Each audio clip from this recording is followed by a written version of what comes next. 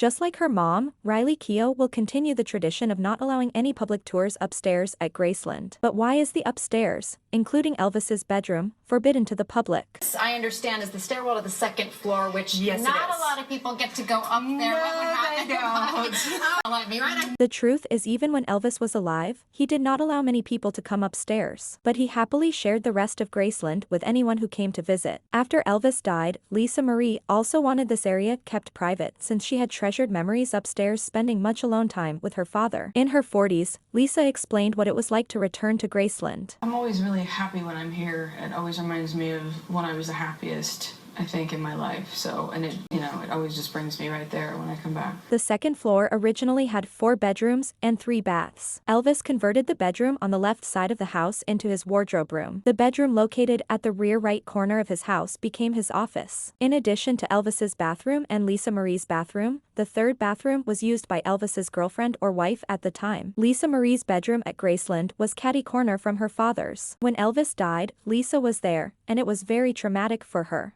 Something was wrong because I was in my room, which was right next to his bathroom. So I knew that something was very wrong, and all the commotion and everything, I was a wreck.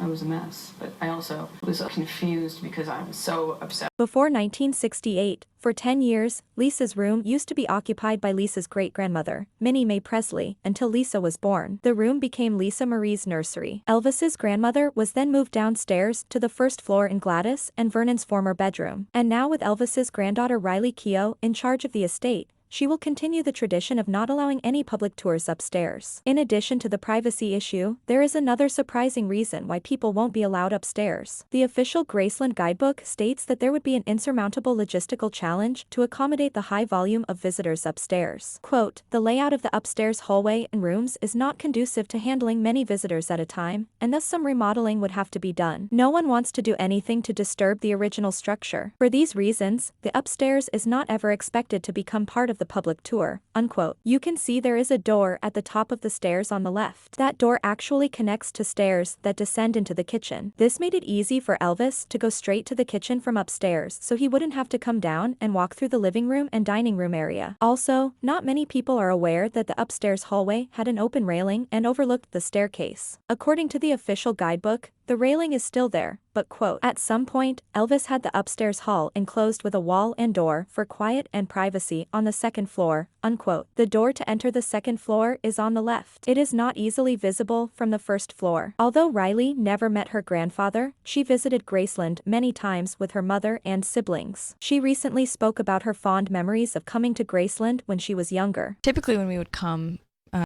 it was not, obviously the tours were not happening. It would have been later, and so we had a lot of dinners, and the house felt very full of family and cousins running around, and did not feel like a museum.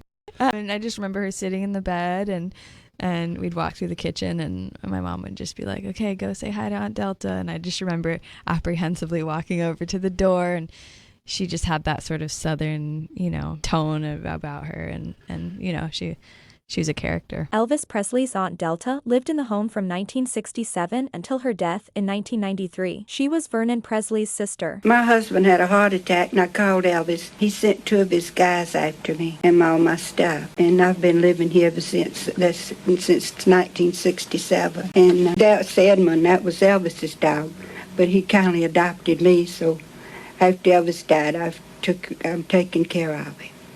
In later years, Aunt Delta was asked about the changing of the Graceland decor in 1974 to red. Quote, "Elvis really didn't like all that red after it was put up. He started using the back stairs so he didn't have to see it. It's too bad we can't have all that beautiful blue and white stuff that's in storage. He really liked that and always used it," unquote. Elvis gave his approval to girlfriend Linda Thompson to drastically change the decor to a red theme in the 1970s on the first floor of Graceland, including the living room and dining room. Whether or not Elvis liked how it turned out, there's no denying that red was one of his favorite colors. In March 1965, Elvis allowed the Commercial Appeal newspaper in Memphis to photograph him inside Graceland for the first issue of Mid-South, the now-defunct Sunday magazine. Elvis was photographed inside the living room and the music room, with red draperies throughout. He was also photographed outside in front of Graceland. What we see today, with the white couch and blue draperies, is closer to what was originally installed in Graceland in 1957 when Elvis moved in, but the walls and sofa were originally blue. Elvis later changed the walls and reupholstered the sofa to white. The current blue draperies are from the late 1960s to mid-1970s when Priscilla lived here with Elvis. It's not clear if Priscilla influenced this change. However, when Priscilla oversaw the reopening of Graceland in 1982, the decision was made to eliminate the red decor from the 1970s. It was his taste and it was him, and I know a lot of people wish that was left as he had left it, where he last lived. His taste, his rock and roll Elvis taste,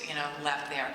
However, the design of the rooms downstairs did not change. In the 1970s, Linda Thompson worked with local Memphis designer William Eubanks to redecorate the pool room and the TV room. She also helped decorate the jungle room at Elvis's request. But the jungle room, we didn't call it the jungle room, it was the den. That's, I think, how we were drawn to that furniture. But he was so cute. He said he was very little boyish. He was so much like a little child in so many ways, in the most beautiful ways. But he said, honey, I want to feel like there's moss growing on the floor, moss growing up the walls, moss on the ceiling. So we're gonna carpet all that and green shag carpeting. I said, really, sweetheart? You want moss growing up the walls and on the ceiling? Yeah, that's what I want, sweetheart. I said, okay, you want it, you got it. It was his house. He had every right to decorate it in whatever fashion he wanted. But now it's become the most iconic room in the house. Everybody talks about the jungle room. We will discuss the decoration of the rooms in Graceland in more detail in future videos, so make sure you subscribe to this channel. What do you think? Drop a comment if you prefer the red or the white decor inside Graceland. If you enjoyed this video, be sure to like this video to help this channel grow. For more fascinating facts about Elvis, pick up one of Trina Young's For Elvis books. Read a free excerpt at elvisbiography.net. Please subscribe to this channel and ring the bell for notifications of future videos. And keep watching more Elvis videos here.